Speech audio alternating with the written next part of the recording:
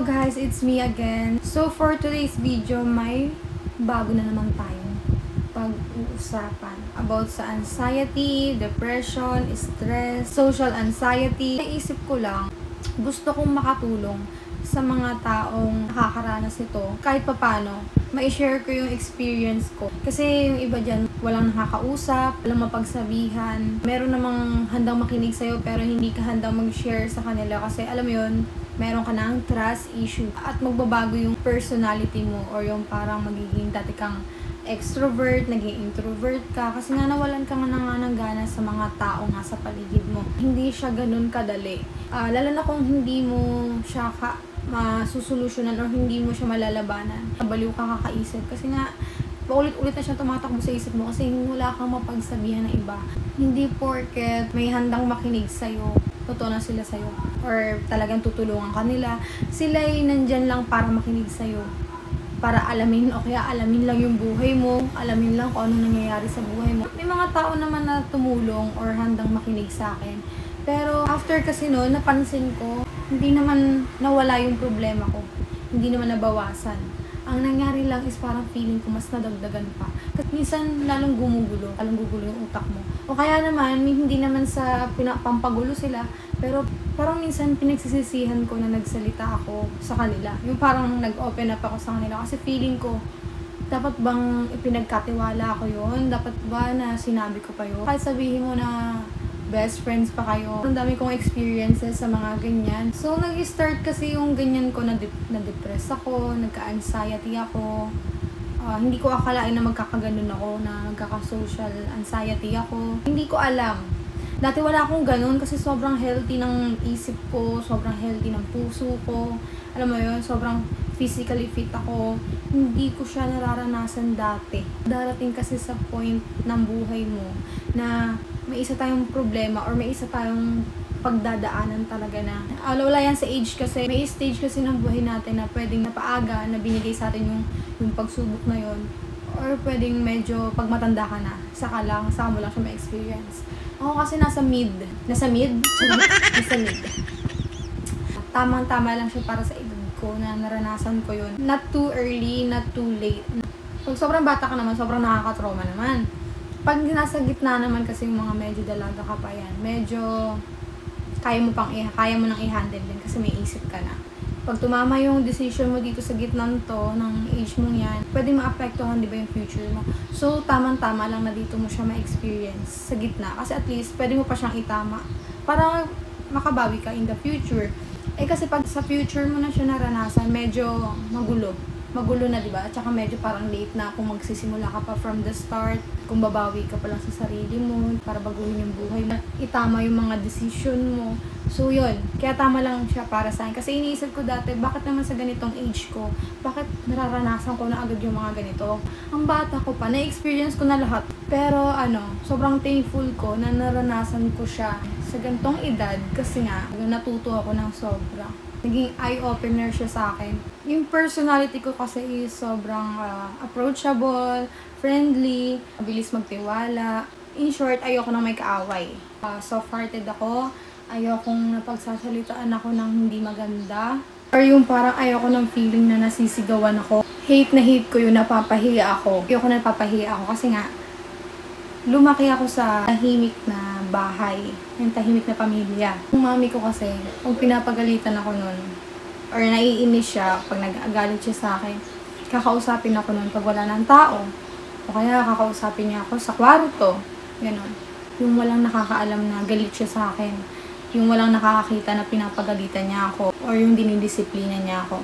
Kaya akala nung iba, akala nung mga kamag-anak namin, hindi ako pinapagalitan ng mami ko. Akala nila, spoiled ako, gano'n. Kasi parang, sweet-sweet ng mami mo sa'yo lagi, gano'n, hindi ka pinapagalitan. Uy, walang ganong nanay no, na hindi nagagalit sa anak or parang hindi dinidisiplina. So yung mami ko, mabait siya sobra. Pero, sobrang strict siya sa akin.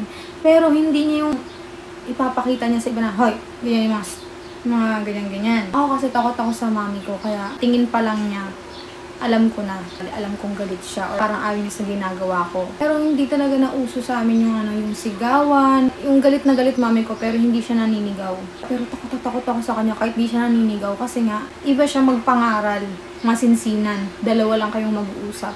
Ganun. Hindi yung galit siya sa'yo is parang itikwento niya sa mga tita mo, yung gano'n na naiinis ako dito kay yung sabi siya na nagagalit siya about sa akin. Walang ganun. Kahit mga simpleng kwentuhan lang, hindi na para i-open up yung mga ganun, di ba? Kaya talagang, alam mo yun, yung peace of mind ko, meron ako nun. Talagang ramdam ko na punong-puno ako ng pagmamahal. Dahil hindi ako sanay na napapahiya ako or napapagalitan ako in front of other people. Ayoko sa lahat.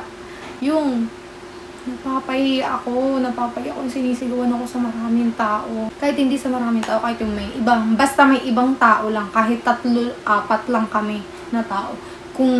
Ayoko nang ganun. Ako yung tipo ng tao na happy-go-lucky, talagang extrovert akong tao, adventurous, friendly, ayoko na may kaaway ako. Kasi nga, nai-stress ako may kaaway.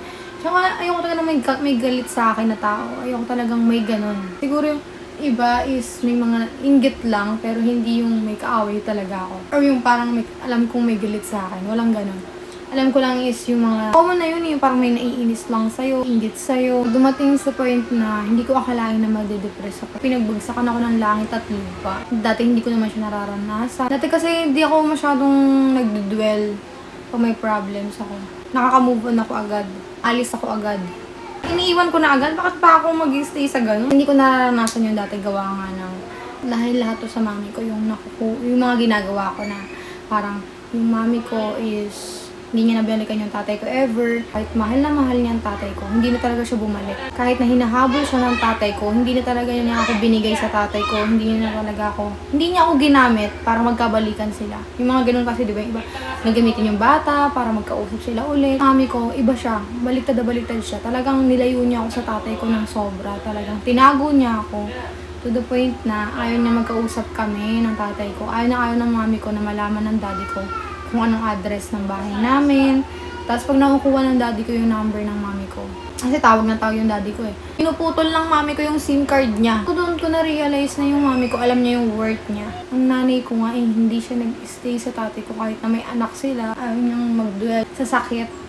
To the point na made-depress ka na kasi may choice ka eh. May choice kang umalis pero hindi ka umalis. So kaya ako hindi ako nade-depress sa mga ganyan dati. Hindi ako umiiyak. Paano niyo siya ma-overcome? Yun yung pinaka-short. Hindi ako sanay ng ganun. Masasakit na salita, hindi mapapahiya ako. Parang pag may problema, iniiwan ko na agad. Hindi ako nag-i-stay sa ganun. Nangyari kasi, naranasan ko siya nung time na nag-i-stay ako. Talagang made-depress ka. Yung problem kasi na dinidil ko, hindi na siya about sa relationship, sa family. Parang nagsabay-sabay siya. Sa sarili ko, sa mga past issues ko. Nangyari, natuto ako ngayon. Akala ko kasi ganun yung solution. Lagi, na pag may problema ka, alis ka na lang. Mayroon din kasi akong mga friends na hinihingi yung advice ko kung paano yung gagawin. Kasi sinasabi nila na, ang galing mo no, nakaya mo lahat yun. Ang tapang mo no, nilagpasan mo lahat yun. Wala naman akong choice eh. Wala naman akong choice, hindi i-deal yun. Kundi talagang labanan yun. Magpatuloy. Believe din talaga ako dun sa mga taong matindi yung mga pinagdaanan. Tapos hindi nagpakamatay. Alam mo yun, nakabangon sila. Talagang proud ako sa mga taong yun kasi hindi madali yun. Iba talaga yung feeling niya. Nakakatakot yung feeling na yun. Advice ko sa ganyan, acceptance is the key. Tsaka wag ka maging people pleaser. Kasi di ba pag people pleaser ka, iniisip mo, ano bang gagawin ko para matanggap ako ng mga tao? Ano bang gagawin ko para magustuhan nila ako? Ano bang gagawin ko para maging perfect ako? Wala namang perfect. Tsaka kahit anong gawin mo yung mga gusto nila, may masasabi pa rin sila sa'yo. Kahit maging si Mama Mary ka pa, may masasabi sila sa'yo. Kasi pag naging people pleaser ka, unang-una sa lahat, hindi ka na magiging ikaw. Hindi ka na magiging totoo sa sarili mo. Hindi ka na rin magiging masaya. Kasi nga, iniisip mo palagi kung ano yung gagawin mo para sa ibang tao. Hindi na para sa sarili mo. Iniisip mo palagi kung ano yung mga gusto nila, ganyan. So, number 1, huwag kang maging people pleaser. Number 2, acceptance is the key. Acknowledge mo na ganun sila. na ganun yung ginagawa nila sa'yo. Pero hindi mo nahahayaan na ganunin ka na nila. Di ba meron kasi mga matatanda na parang hindi talaga natututo, tumatandang paurong. So yung mga yun, hindi na yan magbabago. Ganun na yun, tumanda na silang ganun. Feeling mo may pag-asa pa na magbago sila or maging mabuti silang tao. Di ba hindi na? Kung aantayin mo pa yun, ako malabo yun. Hindi mo naman pwedeng i-correct sila kasi matanda sila, te. Paano sila i-correct? Edi ikaw pa nasuplak nila. Ang mangyayari dyan, acceptance is the key. Yun talaga yung lagi kong sinasabi. Kasi, alam nyo guys, ito kasi yan. Di ba, pinagdaanan ko yung mga ganun-ganon, yung mga nag-depress ako, nag-anxiety. Hindi ko kasi matanggap. Yun yung napansin ko. Hindi ko matanggap na ginaganon nila ako. Hindi ko matanggap na bakit ganito yung nangyayari sa akin or bakit ganun yung pakikitungo nila sa akin, ganun yung trato nila sa akin. Hindi ko matanggap na ganun yung mga ugali nila. Na-realize ko, paano ko ba kasi to maaalis? Kasi nga, syempre, naging overthinker ng anxiety. Tapos mabilis ako matrigger.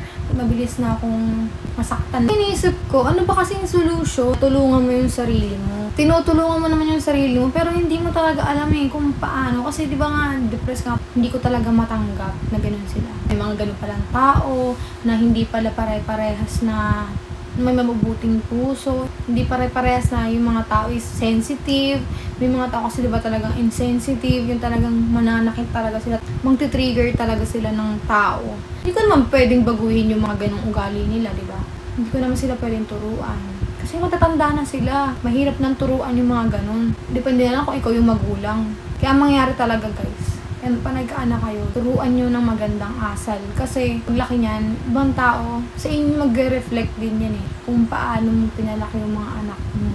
Parang kahit hindi ka nila kilala, isipin nila yun dun sa anak mo na ganito kasi pinalaki ng magulang niya. Kasi, hanggang pagtanda, gano'n na siya So, na-realize ko, paano ba? Kasi, ang ginagawa ko kasi, kinakalimutan ko, hindi ko na talaga iniisip. Tapos, darating na naman yung time na biglang papasok sa isip ko. Overthink na naman ako, ganun. Tapos parang hanggang sa, ayun, lalamunin na ako ng sakit at lungkot. Tinutulungan ko naman yung sarili ko na kalimutan, na wag na lang isipin. Trinay ko nang lumayo. Ang tagal ko bago na natutunan yun. Na walang iba nagsabi sa akin ito. Na-realize ko lang talaga kasi gustong gusto ko tulungan yung sarili ko. Gustong gusto ko na makalimot. Pero sa isip-isip ko kasi, paano ko mabubura yun? Kung yun na talaga yung nangyayari, ganun yung nangyari, yun na talaga yung past, diba? Paano ko aalisin yun? Kumbaga, pilitin ko mambura yun sa isip ko, parang nagiging dilulo na lang ako na, ay, walang nangyaring ganun. Ano ba kasing kulang para maging okay na ako talaga? Totally. Ganun. Kasi, sabi nga nila, di ba, pag nasasaktan ka, iyak mo lang ng iyak hanggang sa wala ka na maiiyak. It means, wala ka na lang maiyak nun. Pero, andun pa din yung may sakit. Sabi nga nila, magpatawad ka para walang bigat sa puso mo, walang uot sa puso mo, walang galit.